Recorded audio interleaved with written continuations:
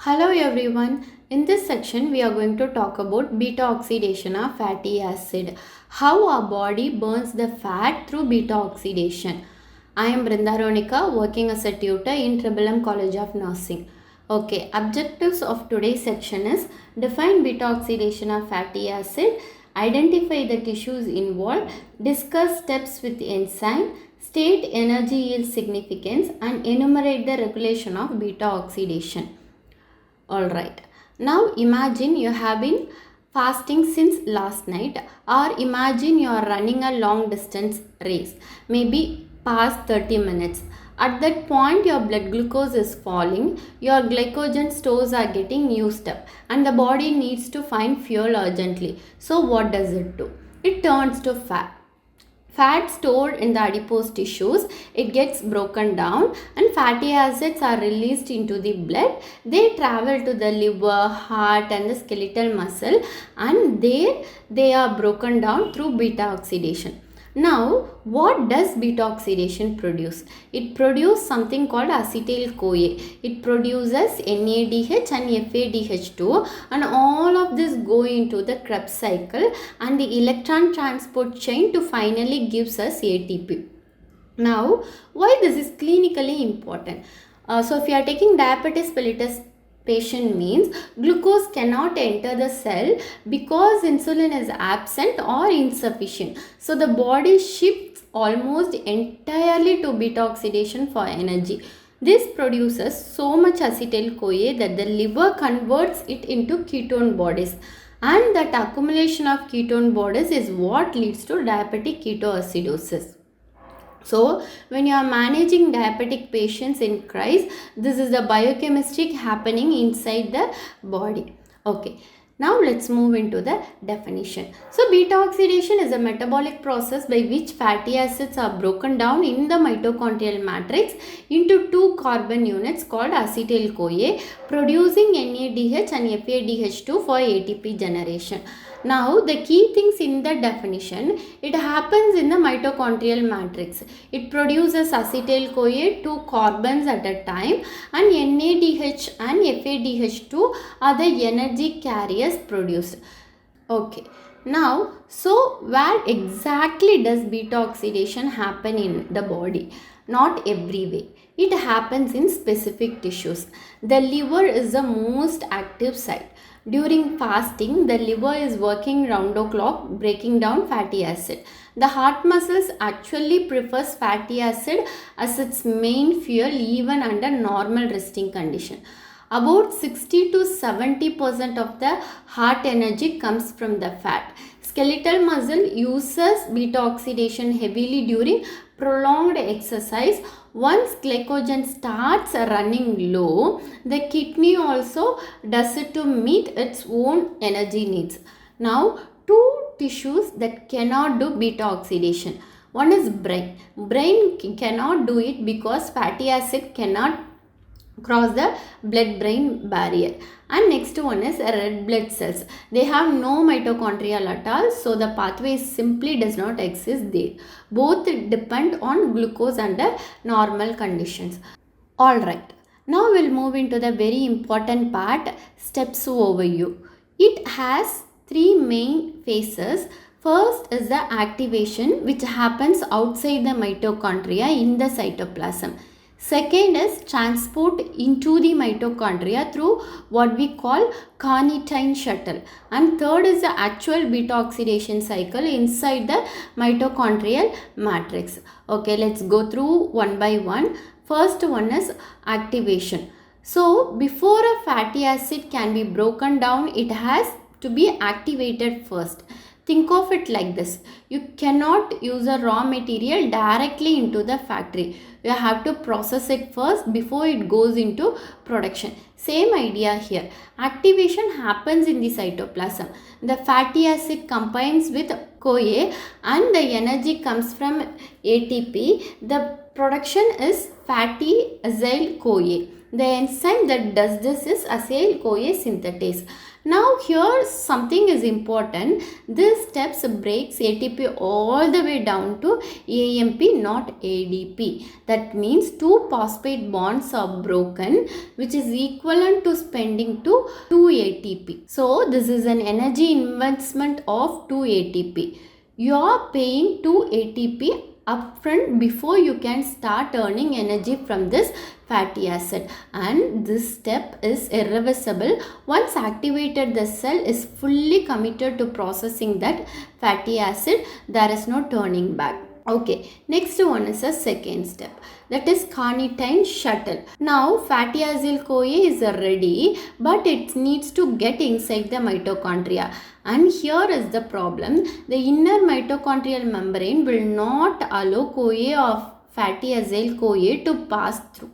Long chain fatty acid, meaning those with more than 12 carbons, simply cannot get in on their own. So the body uses very clever transport system called the carnitine shuttle. Carnitine is a small carrier molecule that acts like a ferry. Here is how it works.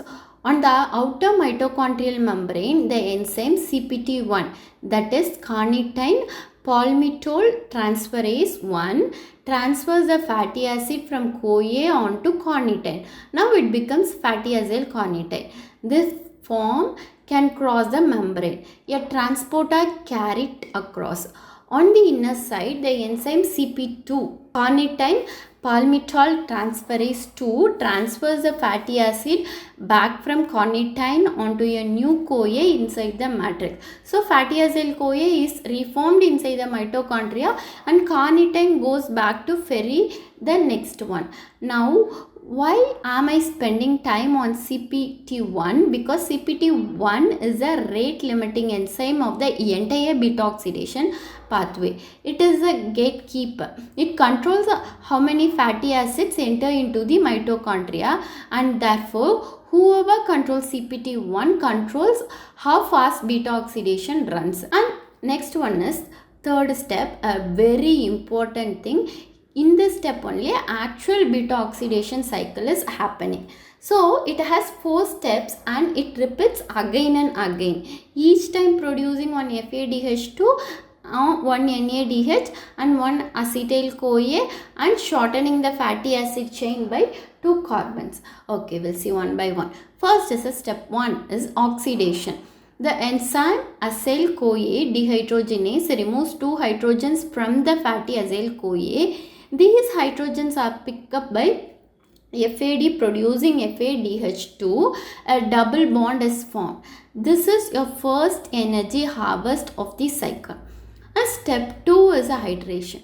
The enzyme enol-CoA hydrase adds a water molecule across that double bond. This introduces a hydroxyl group at the beta carbon.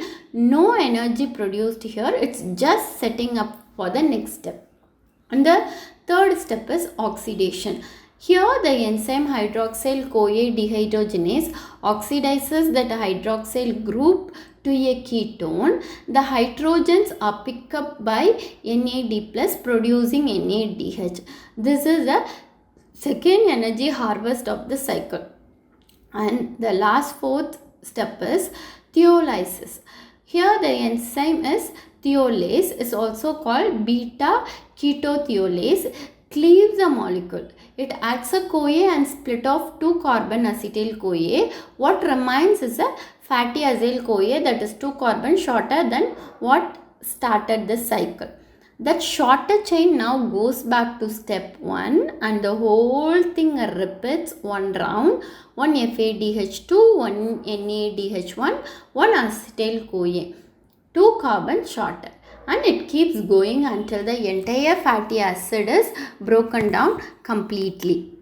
Okay, now we have all this acetyl-CoA. What happens to it? Each acetyl-CoA enters a citric acid cycle, also called the TCA cycle or Krebs cycle, right there in the mitochondrial matrix. Through 8 enzymatic reaction, it is completely oxidized, producing 3 NADH, 1 FADH2 and 1 GTP per acetyl-CoA. all the NADH and FADH2 both from the beta oxidation cycle and from the TCA cycle now go into the electron transport chain on the inner mitochondrial membrane. Through oxidative phosphorylation they generate ATP. Each NADH gives approximately 3 ATP and each FADH2 gives approximately 2 ATP. So the energy from fat travels through 3 stages: beta oxidation, then TCA cycle, then electron transport chain, and finally delivered to you as ATP. Now look at this diagram carefully. It shows you the complete beta oxidation cycle visually. You can see the 4 steps going in a loop: oxidation, hydration, second oxidation and thiolysis, each step handled by a specific enzyme. At the end of each round, one acetyl-CoA is clipped off and the remaining fatty acid chain. Now 2 carbons shorter goes right back to the top and the cycle starts again. This keeps repeating until the entire fatty acid is completely broken down into acetyl-CoA units. So this diagram is your complete picture of beta oxidation works cycle by cycle. Now how much energy yield through this cycle? So here we are using palmitic acid as our example because it is the most common 16 carbon saturated fatty acid in the body. First we subtract the activation cost of 2 ATP. The beta oxidation cycle runs 7 times to fully break down 16 carbons producing 8 acetyl-CoA. 7 FADH2 multiplied by 2 ATP gives 14 ATP. 7 NADH multiplied by 3 ATP gives 21 ATP. 8 acetyl-CoA going through the TCA cycle and electron transport chain gives 12 ATP each. So 8 multiplied by 12 gives 96 ATP. Add them all up. 14 plus 20 plus 96 is 131. Subtract 2 for activation. Net total is 129 ATP from one molecule of palmitic acid. Now compare that to glucose. 1 glucose gives you 32 ATP. 1 palmitic acid gives you 129 ATP. That is 4 times more energy per molecule. And per gram fat stores more than twice the energy of carbohydrate. This is why fat is the body preferred long-term storage fuel. Okay, now how does the body control all of this? There are 5 levels of regulation. First one is hormonal control. During fasting and exercise, glucagon and adrenaline are released. These hormones activate lipids in adipose tissue which breaks down stored fat and floods the blood with fatty acid. More subtract means more beta oxidation. During the fed state, insulin does the opposite. It suppresses fat breakdown, promotes glucagon use and shuts beta oxidation down. Simply put, fasting switches it on, feeding switches it off. Second is mitochondrial entry. Without the carnitine shuttle, long chain fatty acids cannot get in. If carnitine is low or CPT1 is inhibited, beta oxidation slows regardless of how much fat is available outside. Third is CPT1 as a rare limiting step. As I said earlier, CPT1 is a gatekeeper, everything works through it. Fourth, and this is a very important, malonyl-CoA regulation. Malonyl-CoA is an intermediate in the pathway of fatty acid synthesis when the body is in a fed state and actively making fat. Malonyl-CoA levels are high. High malonyl-CoA directly inhibits CPT1. It blocks fatty acid entry into the mitochondria and stops beta oxidation completely. This makes perfect sense because why would the body burn fat at the same time it is building fat? That would be a complete waste. So malonyl-CoA ensures that synthesis and oxidation never run together. When fasting begins, malonyl-CoA falls, CPT1 is released and beta oxidation takes off. Fifth is a cofactor availability. The cycle needs NAD plus FAD and CoA to function. If these run low, the cycle slows down. This is why the overall metabolic state of the cell matters. Now let's wrap up. Beta oxidation is a body's primary fat burning pathway. Clinically, whenever you see a diabetic patient in ketoacidosis, a fasting patient in starvation, or an athlete asking about fat burning during exercise, this is a pathway you are thinking about. Okay. Thank you.